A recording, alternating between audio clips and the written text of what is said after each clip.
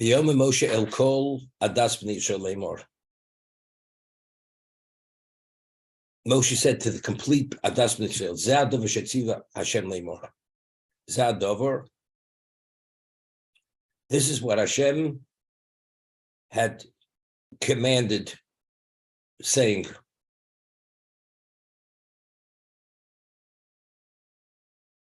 Chumi itchem tshuma Hashem.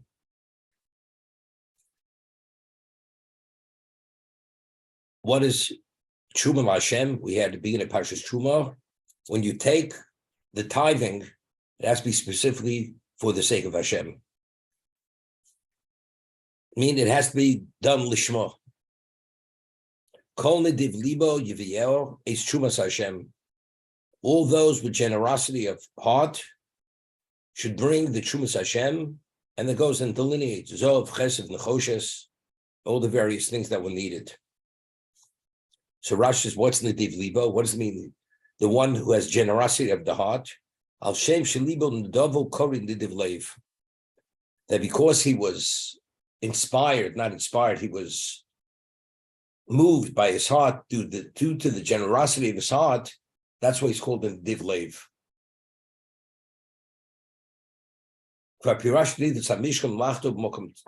He says he already explained all the details earlier.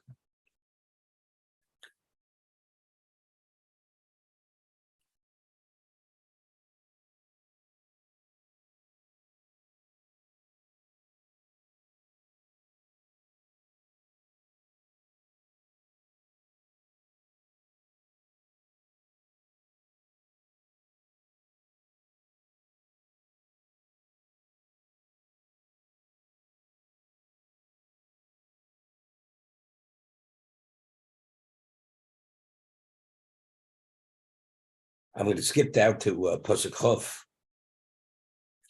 After he tells him exactly what's needed and what it's going to develop and create, all the Adas B'nei Yisrael, they left the presence of Moshe.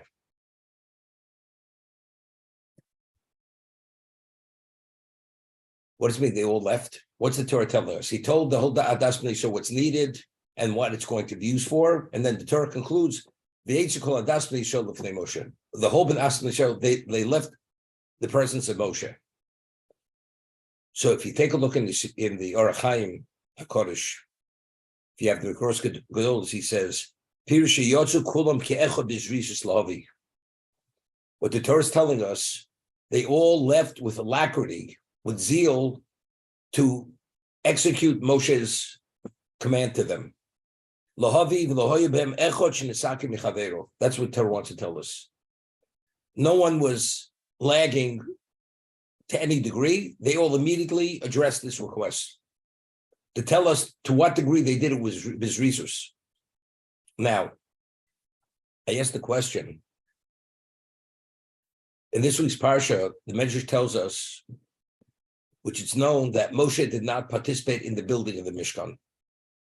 In the development of the various vessels, did not actually participate in that.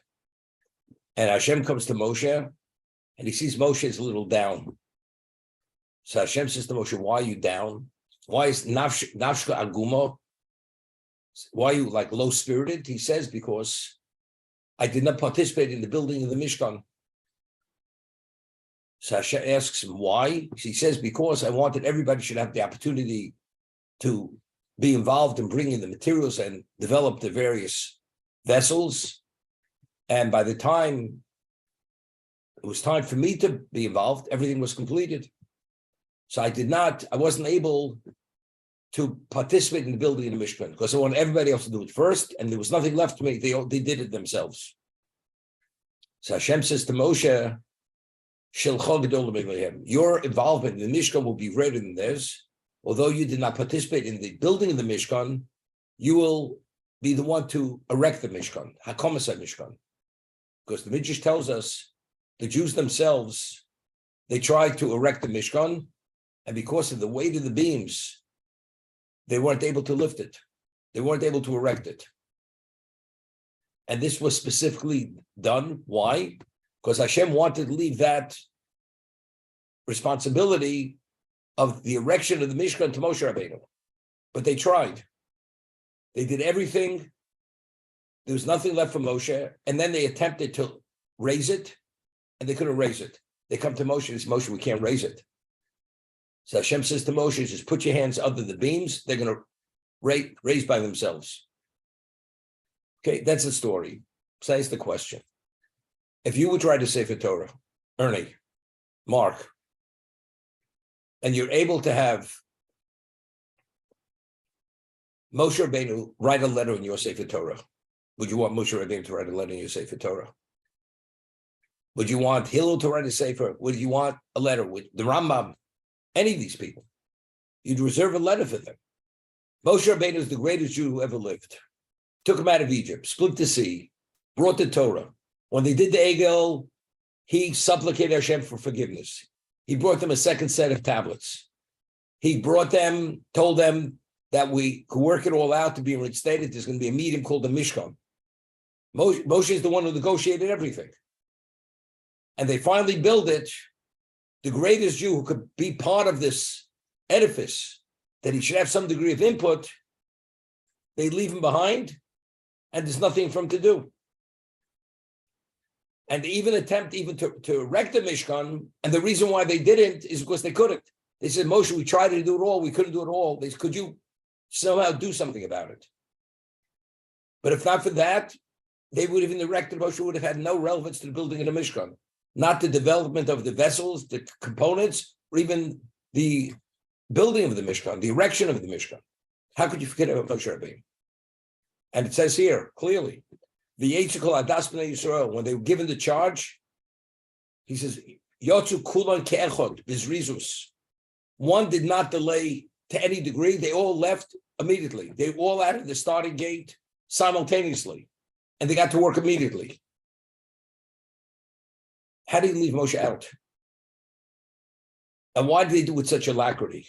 And you find if you go and you pit what they did versus the Nisim we see in a moment, because they were lazy, therefore they waited till the end, and they were nearly left out, and the only thing was left for them was the Avnei Shor Avnei Meluim, the colored stones. Otherwise, they would have been left out altogether. So what the Jews were Bizrizus, the Nisim were not Bizrizus. They were Nisatzlu. They were lazy. Okay? So it's interesting. So the Torah is making a point as this is something, a positive characteristic of the Jews. They did a Bizrizus. Okay, let's understand. We find by the Akedah, the Torah goes out of its way to tell us, V'yashkim Avram Bavoker, here he's going to slaughter his son, believing he's going to slaughter Yitzchak, which is the Akedah. Torah tells us he rises in the morning and he hitches his own donkey. Right? Vayachush es chamoro. Avram, how old was he at this moment? He was 137 years old at the time of the Akedah. He's a man who was phenomenally wealthy. He could have had one of his slaves, his servants, hitched a donkey. But the Torah goes out of its way to tell us he rises early, although he's going to slaughter his son, and he goes and he hitches his own donkey. What's the takeaway from this? So Rashi cites Chazal. Here we see how Ava Mekalkel is Ashura. That one who's consumed with love, it actually overrides protocol. Avram does it himself. Firstly, he sees Zriz Makdim L'mitzvos. We learned the concept of Zriz Makdim L'mitzvos. We see this from Avram Avinu. He addressed it immediately. Although it was to go slaughter his son, he does it. He rises early in the morning. First thing, doesn't delay as much as Nayota. He's there immediately. And on top of that, Vayachush es chamoro. Mikan she'avak b'kalkal zashua. Love disrupts protocol. We find by Bilam HaRosho, he's going to curse the Jews. This man is self-centered, pompous, suffers from megalomania, but it says, Vayachvosh Bilam es hasono. Hear this? He's going to curse the Jews. He hitches his own donkey. He's a man who's consumed with what? With conceit and everything. A man like that hitches his own donkey. Mikan, what's the takeaway from there? Shasinima kalpelsis ashura. He had such intense hate for the Jewish people that the hate overrode himself, and that disrupted protocol. Love disrupts protocol, and hate disrupts protocol. What's the understanding of that? Avram, although he could have someone else to do it, age-wise, financially wise, he does it himself. Bilam, who's always consumed with his own glory, hitches the donkey himself. What's the hate? What exactly is the understanding of that? So we explained that if a person becomes singly focused and the objective to that person is so important and so primary and nothing's more important than that moment, all that exists at that moment is the objective. When all exists at that moment is only the objective, there's no Avram, there's no 137-year-old person, there's no wealthy man. All that has to be done is God's will. Therefore, he hitches his own donkey. Bilam, he hated the Jews with such intensity, as Rashi cites Chazal, even more than Bullock. He wanted to bring about that final solution as quickly as possible.